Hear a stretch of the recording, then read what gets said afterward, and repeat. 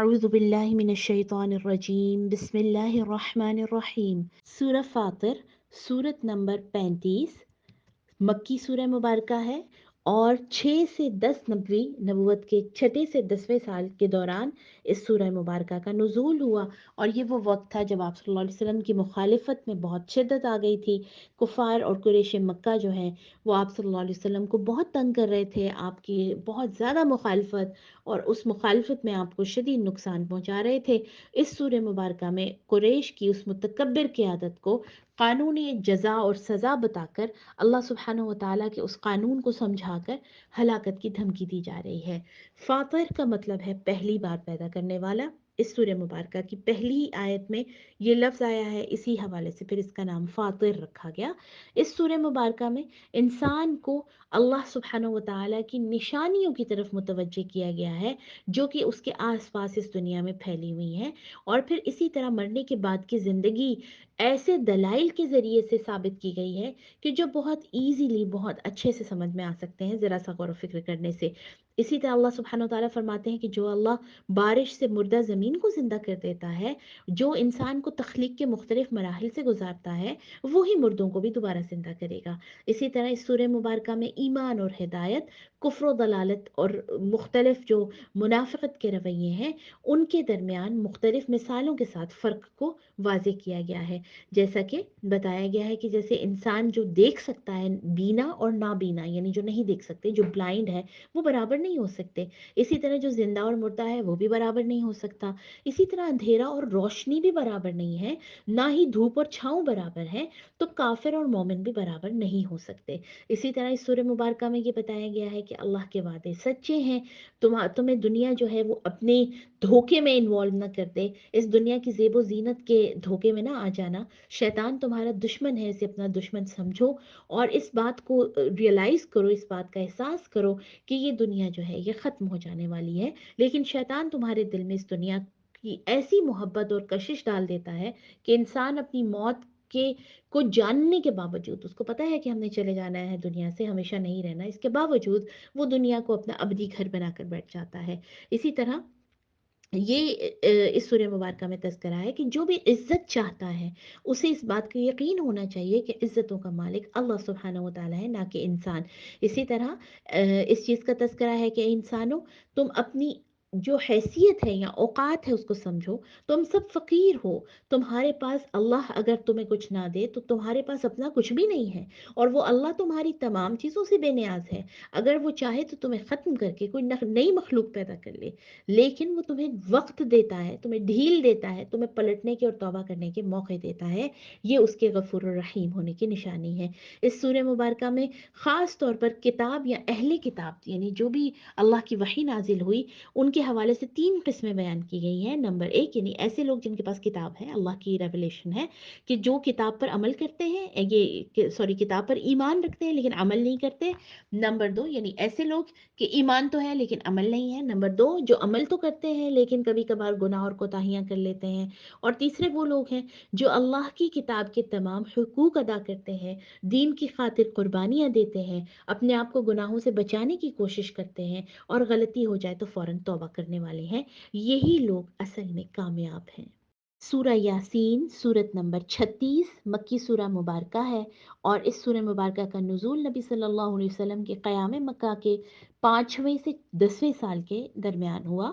और ये वो वक्त था जब नबी सल्लल्लाहु अलैहि वसल्लम और सहाबा किराम को कुरैश की, कुफार मक्का की शदीद तरीन मुखालफत का सामना था, और कुरैश मक्का अपनी मुखालफत में तमाम हदें उबूर कर गए थे।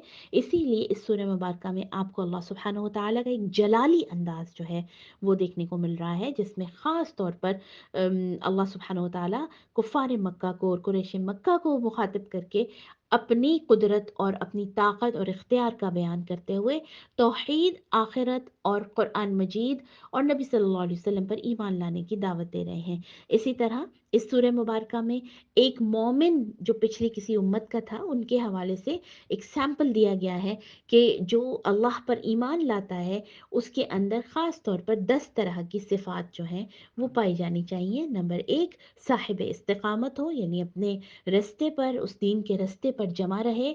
नंबर 2, मुस्तइद हो, एक्टिव हो, پرو ایکٹیو اس کی اپروچ ہو، یعنی اپنے اللہ کے احکامات کو پہلے سیکھنے میں اور اس پر عمل کرنے میں اس کا ایک خاص مستعد کردار ہو. اسی طرح داعی ہو، یعنی اللہ کے رستے کی طرف لوگوں کو بلانے والا ہو، اور اس کی ذات جو ہے تمام تر اپنے ایسپیکٹس میں، تمام تر یعنی اس کی زندگی جیسی بھی جس بھی جگہ پر وہ ہے، وہ اللہ کے دین کی طرف بلانے والا ہو. پھر اسی طرح وہ مخلص ہو اپنے کام سے، صاحب کردار ہو، عابد ہو، عبادت میں اس کا دل لگے. اسی طرح غور و فکر کرنے والا ہو. پھر اسی طرح اس کا آخرت کا تصور بڑا کلیئر ہونا چاہیے. پھر اللہ کے حوالے سے توحید کے اوپر یقین کرنے والا ہو، شفاعت باطلہ کا منکر ہو اور اسے اپنی ہدایت کی فکر ہو.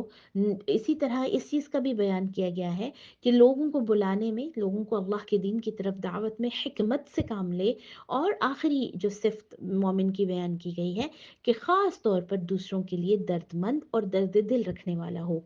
خاص طور پہ اس چیز کا کے اوپر غور کرنا چاہیے کہ سورہ مبارکہ کو لوگ ثواب کے لیے پڑھتے ہیں، اور اس کے حوالے سے کافی ساری اس کی فضیلت میں کافی ساری نریشنز جو ہیں، روایات جو ہیں وہ سامنے آتی ہیں، لیکن ان میں سے زیادہ تر ضعیف ہیں.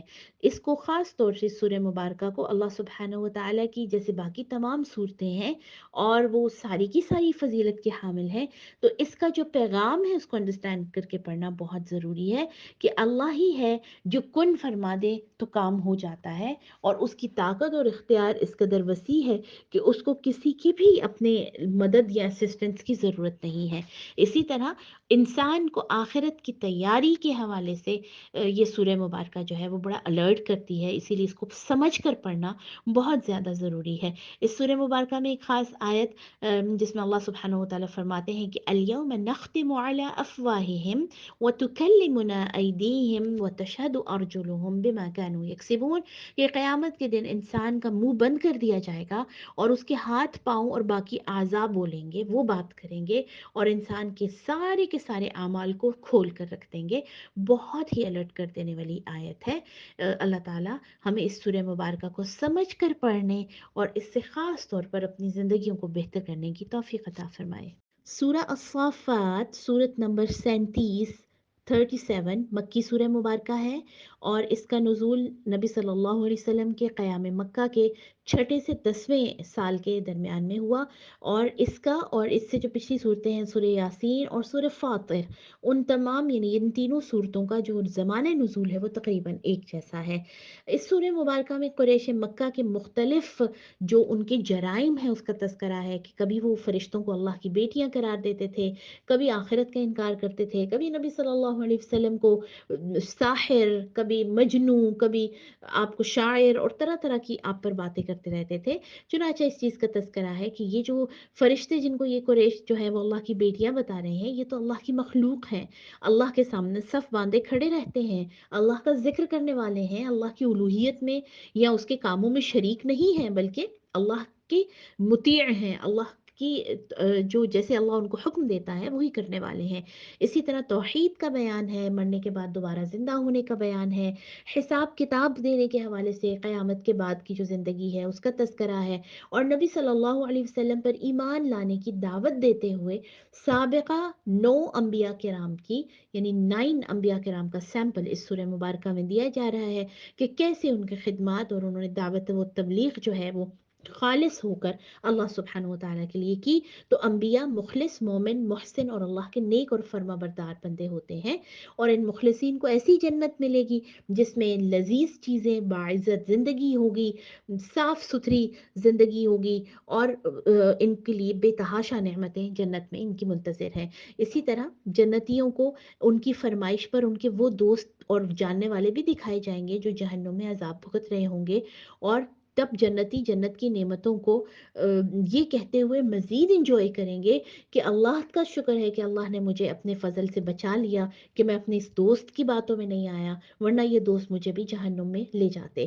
تو اس حوالے سے بڑی خاص یعنی تاکید ہے کہ اپنی دوستیاں سوچ سمجھ کے کریں، نیک لوگوں کے ساتھ اپنی صحبتیں رکھیں، ان کے ساتھ اپنے آپ کو باندھ کر رکھیں تاکہ انسان نیکی کی طرف لگا رہے. اس سورہ مبارکہ میں خاص طور پر اس چیز کا بھی تذکرہ ہے کہ क़यामत के दिन लोग अपनी नाकामी का ज़िम्मेदार उन लोगों को ठहराएँगे जिन्हें वो अपना दुनिया में आइडल एक तरह से मानकर, उनको आइडियल बनाकर उनके पीछे-पीछे चलते रहे, उनको अपना लीडर मानकर उनकी जो है वो ओबीडियंस करते रहे, जबकि उनका जो रास्ता था वो अल्लाह के कुरान के और अल्लाह के दीन के रास्ते से मुख्तलिफ था। इसलिए वो लोग उस वक़्त जब जहन्नुम को देखेंगे और अज़ाब को देखेंगे, तो उस वक़्त उनको ये याद आएगा कि ये तो हमने फ़लाँ की इत्तिबा में किया, या फ़लाँ लीडर को अपना आइडियल मान के, या फ़लाँ इंसान के पीछे चलकर हमने ये सारे काम किए।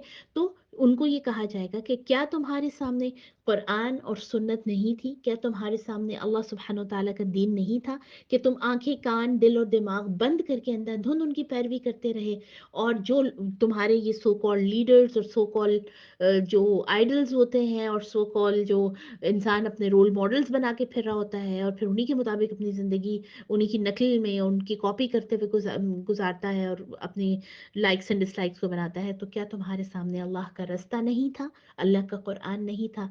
तो अल्लाह सुब्हानहू व तआला हमें आखिरत के इन तमाम पछतावों से, जो बुरे लोगों की फॉलोइंग करके, या जो बुरे दोस्तों के साथ रहने की वजह से इंसान अल्लाह के दीन से दूर हो जाता है, उन तमाम पछतावों से बचा ले, आमीन। सूरह सौद, सूरह नंबर 38 38 मक्की सूरह मुबारका है, और नबूवत के 10वें साल जब अबू तालिब जो है उनका इंतकाल हुआ, उसके बाद इस सूरह मुबारका का नुज़ूल हुआ। इस सूरह मुबारका का आगाज़ हरूफ मुक़त्तआत में हर्फ सौद से होता है, इसलिए इसका नाम सौद रखा गया। और नबूवत के 10वें साल जब अबू तालिब मर्ज़ वफ़ात में मुब्तला थे, बीमार थे बहुत, तो सरदारान कुरैश जो है वो सख्त तकब्बुर और हठ धर्मी कर रहे थे। उनको पता था कि अब ये नबी सल्लल्लाहु अलैहि वसल्लम के सबसे बड़े सपोर्टर जब इस दुनिया से चले जाएंगे, तो हमारे पास फिर खुलकर खेलने का मौका होगा नबी सल्लल्लाहु अलैहि वसल्लम के खिलाफ। इस दौरान कुरैश का एक वफ्द अबू तालिब के पास आया, यानी मिलकर वो अबू तालिब के पास आए और कहा कि अपने भतीजे को समझाएं कि हमारे दीन और माबूदों के बारे में हमसे कुछ ना कहे, वरना हम इनके साथ बहुत बुरा सलूक करेंगे। अगर ये कुछ नहीं कहेंगे तो हम भी कुछ नहीं कहेंगे। चुनांचे इस सूरह मुबारक में जो कुफारे मक्का हैं कुरैश, उनकी अहमकाना और जाहिलाना सोच बताकर साबिका उम्मतों के जो मुतकब्बिरीन थे, जो जिन्होंने तकब्बुर किया, फिर उनका क्या अंजाम हुआ, वो बताया जा रहा है।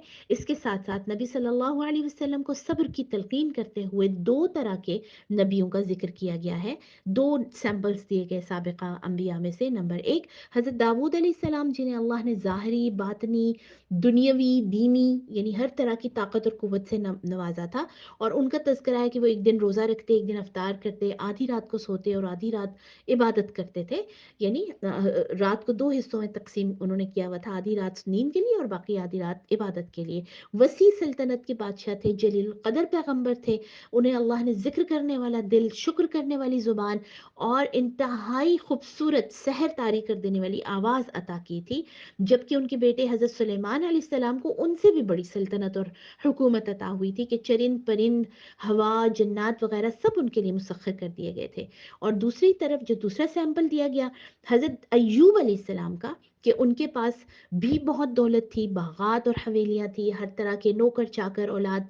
लेकिन जब अल्लाह की तरफ से आजमाइश हुई आई, तो वो तमाम चीज़ें उनसे ख़त्म हो गई। औलाद हलाक हो गई, माल मवेशी मर गए, बागात उजड़ गए, हवेलियाँ वीरान हो गई। उनके जो अजीज़ व अकारिब हैं वो उनसे उनके तेवर ही बदल गए ना, उनकी ये सारी जो गुर्बत देखकर फ़क्र और फाक़े ने डाल दिए, बीमार हो गए, शदीद तकलीफ़ों में मुब्तला हो गए। और 18 साल तक उन्होंने यही सूरत हाल देखी। लेकिन हज़रत अय्यूब ने इन तमाम सालों में, 18 साल इज़ अ बिग टाइम, लेकिन इन तमाम सालों में उन्होंने कभी भी सब्र और शुक्र का दामन नहीं छोड़ा। बिलाखिर अल्लाह ने उनके आजमाइश का दौर ख़त्म किया और पहले से भी ज़्यादा नवाजा। तो इसमें ये दोनों सैंपल बताकर नबी सल्लल्लाहु अलैहि वसल्लम को सब्र और शुक्र की और उनको इस्तिक़ामत की तलकीन की जा रही है। उनको तसल्ली दी जा रही है कि जैसे तमाम पिछले अंबिया के ऊपर आजमाइशें आती रहीं, लेकिन अल्लाह ने उनको उस आजमाइश से सुरखरू किया। तो इंशाअल्लाह आप भी इस तमाम जो आजमाइश का वक्त है, इससे कामयाब होकर निकलेंगे। इसी तरह दाऊद अलैहिस्सलाम को हिदायत देते हुए अल्लाह सुब्हानहू व तआला की जो उस टाइम पे जो उन्होंने उनको हिदायत दी थी कि इक़्तिदार आला का मालिक अल्लाह है, انسان چاہے کتنا بھی اقتدار اس کے پاس آ جائے، کتنا ہی وہ طاقتور ہو جائے، اصل میں اقتدار جو ہے وہ اللہ سے متعلق ہے، اللہ ہی اس کا مالک ہے، اور بندہ اللہ کی اطاعت کرتے ہوئے اللہ کے احکامات کو دنیا میں نافذ کرنے کا پابند ہے، اپنی طرف سے قانون بنانے کا اختیار انسان کے پاس نہیں ہے۔ وما علینا الا البلاغ۔ السلام علیکم ورحمۃ اللہ۔